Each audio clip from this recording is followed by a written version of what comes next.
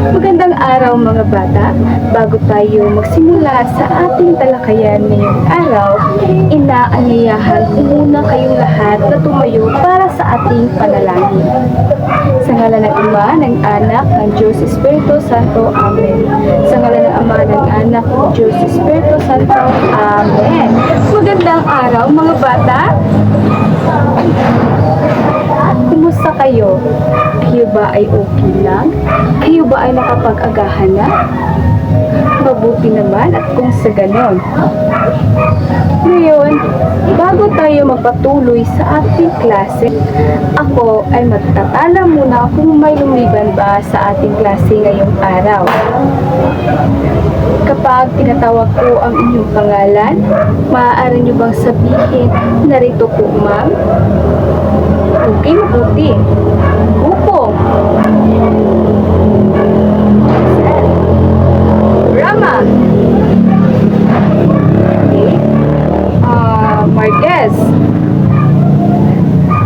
Okay. Pilantes. Okay, mabuti dahil walang lumiban sa ating klase ngayong araw. At ngayon, ipapakilala ko muna sa inyo ang ating pamantayan dito sa ating silid-aralan. Makinig ng mabuti. Una, makinig habang ang guro o kaklase ay nagsasalita. Pangalawa, itaas ang kanang kamay kapag gustong sumagot o may sasabihin. Pangatlo, igalang ang guro at ang mga kaklase. Pang-apat o panghuli ay maging aktibo sa mga gawain. Naintindihan ba mga bata? Mabuti naman at kung sa ganon. Ngayon, tayo ay magbabalik-aral. Ano nga ba ang pinag-aralan natin noong nakaraang araw? Sino ba sa inyo dito ang nakaalala kung ano yung mga tinatalakay natin noong nakaraang araw? Mahusay, oo. Ang ating napag-aralan noong nakaraang araw ay tungkol sa pinagmulan ng Pilipinas at ang mga sinaunang kabihasnan.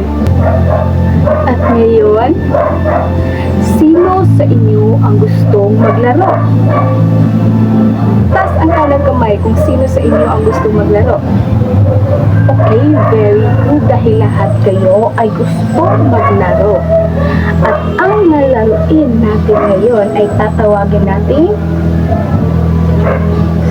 alisin ang balat at tuklasin ang nakaraan. Pero bago tayo magsimula sa ating laro ngayong araw, babasahin ko muna ang panuto. Makinig ng mabuti. Ang ating panuto ay umupo ng nakabilog habang ang musika ay nakatugtog. Ipasa sa iyong mga kaklase ang cabbage na papel kapag ang musika ay huminto. Ang mag-aaral na may hawak ng cabbage na papel ay siya ang magbubukas ng isang patong na papel at babasahin ito at sagutin kung anong ang nakasulat na clue o tanong. Naintindihan ba mga bata? Hindi ko kayo marinig. Naintindihan ba mga bata? Mahusay at kung sa ganon. At tayo na ay magsimula.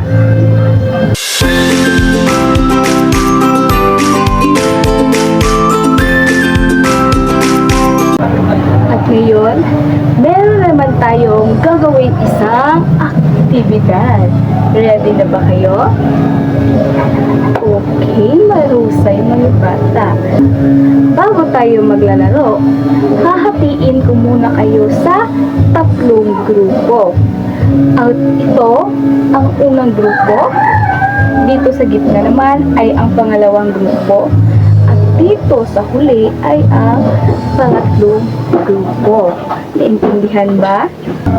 Para sa unang grupo, ang larong ito ay tatawagin nating hula lipunan.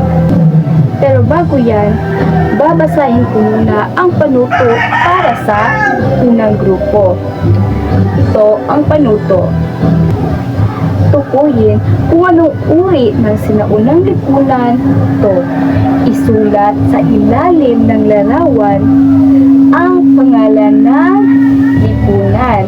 Ito, kung nakikita nyo dito sa gilid ko, itong mga pictures na ito ang huhulaan nyo at ilagay nyo sa ilalim kung anong uri ito ng sinaunang lipunan. Naintindihan ba sa unang grupo? Mahusay. At para naman sa pangalawang grupo, ang larong ito ay tatawagin nating angkop at katangian. Pero bago yan, babasahin ko muna ang inyong panuto. Basahin at unawain ang bawat katangian sa inyong hawak. Pagkatapos, ayusin at ilagay ang bawat katangian sa tamang kahon. Naintindihan ba sa unang grupo? Hindi ko kayo marinig. Naintindihan ba sa unang grupo? Mahusay. At para naman sa pangatlong grupo, ang larong ito ay tatawagin natin buuhin mo ako. Panuto, buuin ang larawan gamit ang mga piraso ng isang puzzle. Naintindihan ba sa pangatlong grupo? Mabuti naman at kung sa ganon.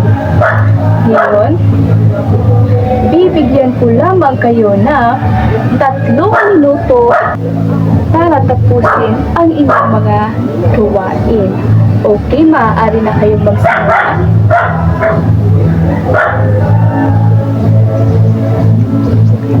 Meron na lamang kayong 2 minuto para tapusin yan.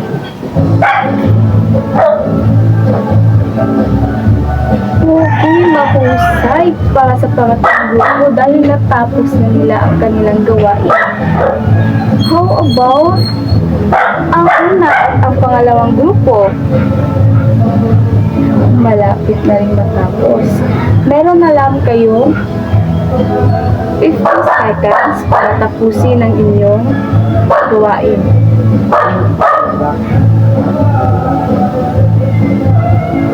Okay, kayo ay tapos na. Ngayon, ang gagawin nyo ay i-representa ninyo ang inyong mga ginawa kanina dito sa harap. At ipapakita nyo ang inyong mga natapos. Naintindihan ba? Okay. Magsisimula tayo sa unang pangkat. Ito ang natapos ng unang pangkat. Mahusay. Bigyan natin ang unang pangkat ng 3 palakpak. 1, 2, 3. Pangalawang pangkat naman. At ito naman ang natapos ng pangalawang pangkat. Mahusay din dahil tama ang kanilang ginawa. Bigyan din natin sila ng 3 palakpak sa 2 tatlo. At ang panguling pangkat, ito naman ang kanilang natapos.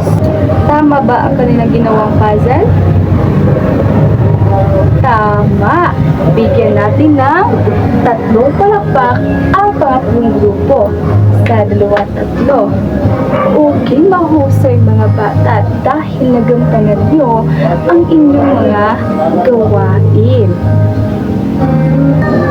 At dahil Dahil dyan, bigyan nyo ang inyong sarili na Darna Club. Alam niyo ba kung anong Darna Club? Ganito lang yon. Isa, dalawa, tatlo. Isa, dalawa, tatlo. Ding! Ang bato! Darna! Sige, kayo nga. Isa, dalawa, tatlo. Isa, dalawa, tatlo. Ding! Ang bato! Mahus! Maaari na kayong ikot. Ngayon, dahil natapos na ninyo ang inyong mga gawain o yung laro na ginawa nyo kanina, meron ako dito mga katanungan. So, pagkatapos ng inyong mga gawain o aktibidad, ano ang inyong naramdaman? Yes, po. Okay, masaya. Ano pa? Nag-enjoy. Okay, very good. Ano naman ang napansin nyo habang ginagawa ang aktibidad? Okay, Pilantes.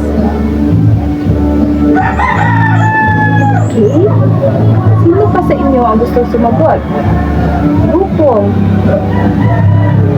Okay, ang mga napansin nyo ay mga tungkol sa sinaunang lipunan. So, alam niyo na ba o meron na ba kayong ideya sa paksa natin ngayon? Sino sa inyo makapagsabi kung ano ang paksa natin ngayong araw? Okay, ang paksa natin ngayong araw ay tungkol sa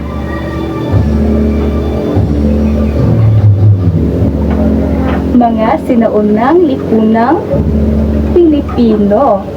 Pero bago tayo magpatuloy sa ating talakayan, babasahin ko muna ang ating layunin. Makinig ng mabuti.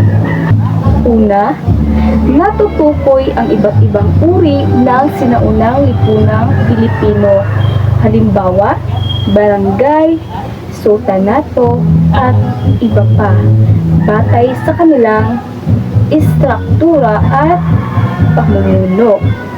Pangalawa, nakakasagot sa pamamagitan ng pagsulat sa pisara ng mga pahayag na tama o mali tungkol sa mga uri at katangian ng sinaunang lipunang Pilipino bilang patunay ng kanilang pag-unawa sa paksa. At ang pangatlo upang huling layunin natin ngayong araw ay naisa sa loob ang kahalagahan ng organisasyon at pamumuno sa pagpapanatili ng kaayusan at pag-unlad ng isang lipunan. Naintindihan ba mga bata? Kayo ba ay nakinig sa aking binabasang layunin? Okay, mahusay. Ngayon, ano nga ba ang sinaunang lipunang Pilipino? Ang sinaunang lipunang Pilipino ay tumutukoy sa pamumuhay, organisasyon, at ugnayan ng mga tao sa Pilipinas bago dumating ang mga Kastila. Bawat pamayanan o barangay noon ay may kanya-kanyang pamahalaan, batas, at tradisyon. Ngunit may ilang pagkakatulad sa kabuuan ng lipunan. May mga iba't ibang uri ng sinaunang lipunang Pilipino. Ito ang mga uri ng sinaunang lipunan. Una, lipunang barangay o kalahatan sa lahat ng rehiyon. Ang lipunang barangay ay pinamumunuan ng isang dato. Ito ay binubuo ng mga pamilya na nagtutulungan sa pang-araw-araw na pamumuhay. Ang lipunang barangay may sarili silang batas, pamamahala, at kultura. Ang lipunang barangay ay may 3 antas: ang Maharlika, Timawa, at ang Alipin. Alam niyo ba kung ano ang Maharlika? Ang maharlika ay isang mandirigma o may mataas na katayuan noon. At ang timawa naman ay ang malalayang tao.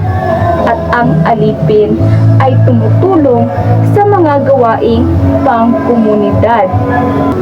At ang alipin naman ay may dalawang uri. Aliping namamahay at ang aliping sa gigilid. Ngunit ano nga ba ang pinagkakaiba ng aliping namamahay at sa aliping sa gigilid? Alamin natin. Ang aliping namamahay ay isang uri ng alipin na kung saan ay may sariling tirahan at hindi nakatira sa bahay ng kanyang amo or tinatawag natin ngayong stay out.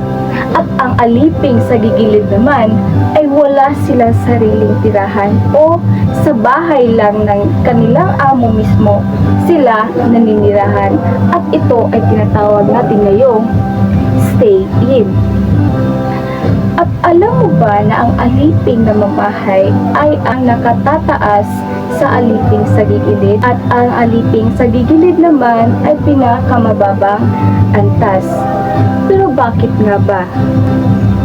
Ito ang dahilan kung bakit ang aliping na mamahay ay nakakataas kaysa kay aliping sa gigilid. Dahil ang aliping na mamahay ay may karapatan silang pumili ng kanilang mapapangasawa at hindi maaaring ipagbili. Maaari ring manirahan sa sariling bahay. Maaaring magkaroon ng ari-arian. Binabayaran sa kanyang paglilingkod.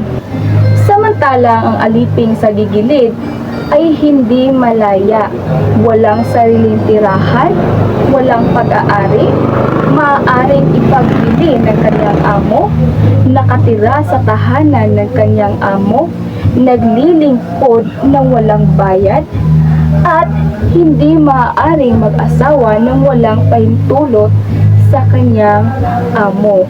Yan ang mga dahilan kung bakit ang aliping na mamahay ay mas mataas kaysa kay aliping sa gigilid. At ngayon, tumungo naman tayo sa lipunang pang-agrikultura o kadalasan sa kapatagan at lambak. Ang lipunang pang-agrikultura ay kultura ng pagtutulungan tulad ng bayanihan. Ang mga tao dito ay nabubuhay sa pagsasaka at pangingisda. Halimbawa, mga taga Pangasinan, Bulacan, at Ilocos na nakatuon sa palay at mais. Ito ay nakasalalay ang kabuhayan sa pagsasaka, pangingisda, pag-aalaga ng hayop. At ang sunod naman ay ang lipunang pangangalakal. Ito ay karaniwang nakatira sa tabing dagat at sentro ng kalakalan. Ang lipunang pangangalakal ay nakikipagkalakalan sa China, India, Arab at Malay. Ang mga produkto nito ay ang ginto, perlas, kagamitang tela at pagkain. Patunay na maunlad ang ekonomiya noon. Mga halimbawang lugar ay ang mga taga Mindoro, Butuan, Cebu, at Maynila na may aktibong pakikipagkalakalan. At ang panghuli ay ang lipunang magdirigma. Iba't ibang rehiyon, lalo na sa tabing dagat at bundok. Ang lipunang magdirigma ay may mga layuning ipagtanggol ang barangay. Sila ay gumagamit ng armas tulad ng sibat, pana, at kampilan. Sila ay binibigyang halaga ang tapang at dangal.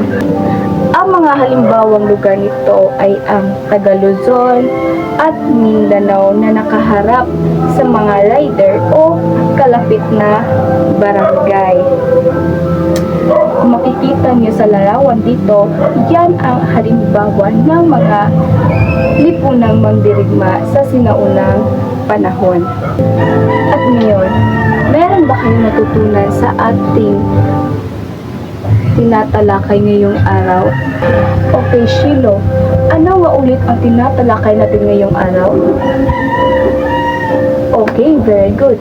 Ang ating tinatalakay ngayong araw ay tungkol sa mga sinaunang lipunang Pilipino. Ano nga ulit yung apat na mga uri ng sinaunang lipunang Pilipino? Yes, Pilantes. Lipunang barangay, lipunang pang-agrikultura, lipunang pangangalakan, at ang lipunang mandirigma. Very good. Bago tayo magpatuloy sa isang aktibidad natin ngayong araw, meron ba kayong mga tanong patungkol sa ating natalakay kanina? Wala? Okay, very good. Ngayon, upang malaman ko kung kayo ba talaga ay may natutunan o nakikinig ba talaga kayo kanina sa aking diskusyon, meron akong ipapasagot sa inyo. Pero bago yan, babasahin ko muna ang haluto, of course. Makinig ng mabuti. Basahin at unawain ang bawat pahayag tungkol sa mga sinaunang lipunang Pilipino. Isulat sapat lang ang tama kung ang pahayag ay wasto at mali kung ito ay hindi totoo. Naintindihan ba? Okay, mabuti naman. Ito ang inyong sasagutan. Ikita niyo ba?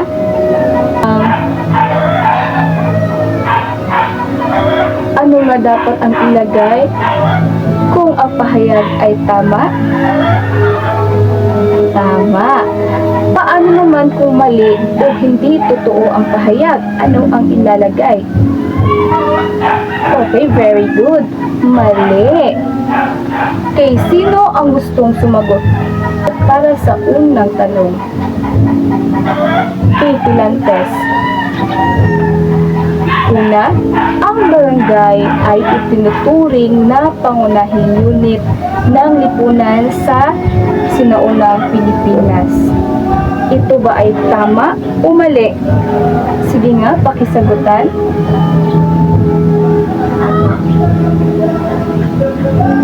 Okay, para naman sa pangalawa, ang dato ang namumuno sa bawat barangay at may tungkuling protektahan ang kanyang nasasakupan.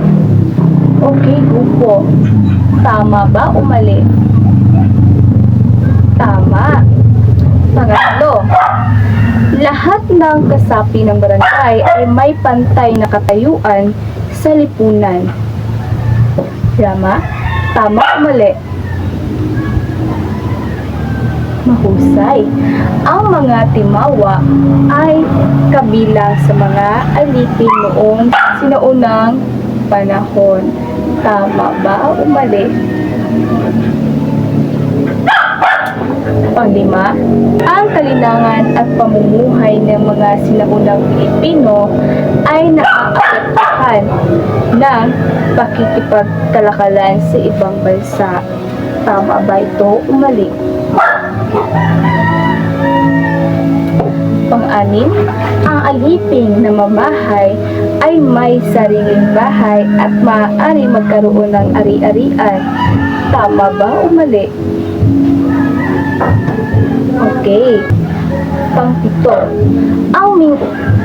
ang mga sinaunang Pilipino ay walang paniniwalang Diyos o Espiritu.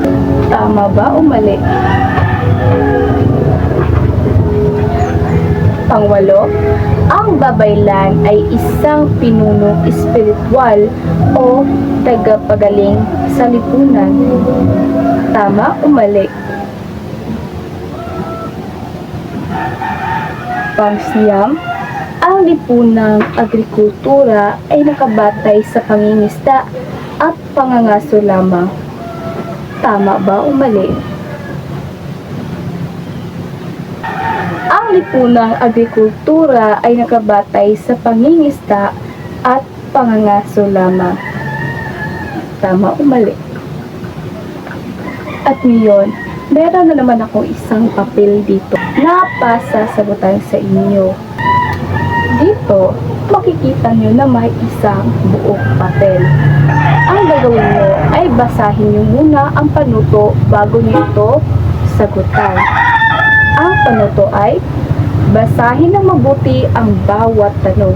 Piliin at bilugan ang titik ng tamang sagot. Bigyang pansin ang kahalagahan ng pamumuno at organisasyon sa bawat sitwasyon. Bibigyan ko lamang kayo ng 3 minuto upang masagutan ang lahat ng tanong na nasa papel. Maaari niya kayong magsimula.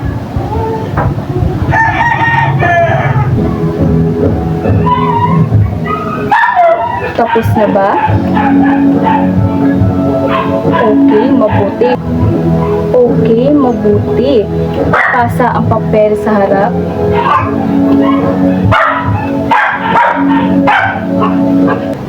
Ngayon, bago tayo magtatapos sa ating klase o bago kayo umuwi sa inyong bahay, meron muna akong ibibigay na isang takdang aralin. Meron akong ibibigay sa inyong isang papel at sasagutan nyo ito sa inyong bahay. Naintindihan ba mga bata? Okay, mahusay. Okay, maaari bang ligpitin ninyo ang inyong mga gamit at ilagay sa inyong bag? Okay, maaari bang magtayo ang lahat para sa ating panalangin?